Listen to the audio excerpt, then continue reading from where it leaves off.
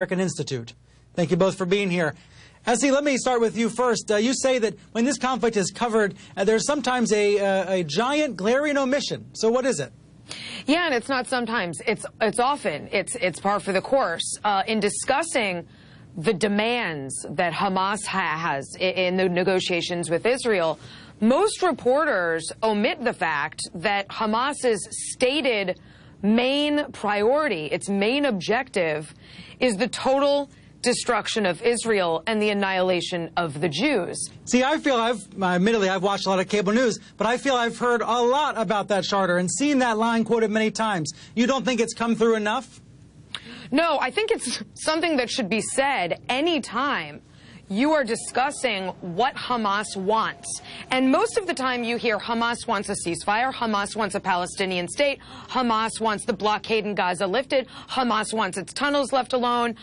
Anytime it is omitted that Hamas also wants the annihilation of the Jews and the destruction of Israel, that is an omission that has serious consequences. It has consequences in the political realm. It has global consequences. It's framing the story inaccurately.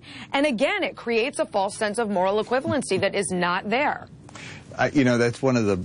I'm sorry, I would like to be polite, but that's one of the most bizarre arguments I've heard.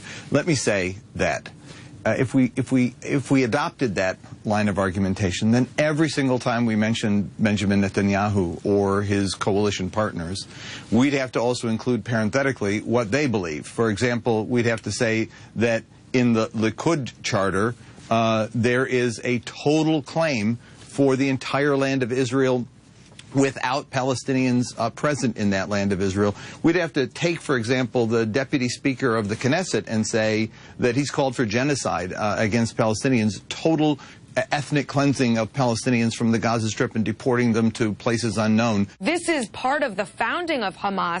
It continues to be repeated, and to ignore it and treat Hamas just as if it has a set of political demands is not fairly setting the stage for this story. But the same is true about the story on the Israeli side. The Likud party, while the Prime Minister... in the Israeli charter or in the Israeli... Look at the Likud charter, my dear. Look at the Likud charter. It calls for the destruction of all Palestinians. No, there is no Israel Palestine that it mentions. It talks about the... No, actually, they say they want peace, but the Likud party, as opposed to other political parties in Israel, has been very clear about maintaining from the very beginning that there was no Palestinian, legitimate Palestinian or indigenous native presence in that land. They were strangers, they were foreigners, they were to be expelled. The necessary part of the story is what is happening today, what is being done to people today, and that is what I think the press has not adequately covered. Well, listen, your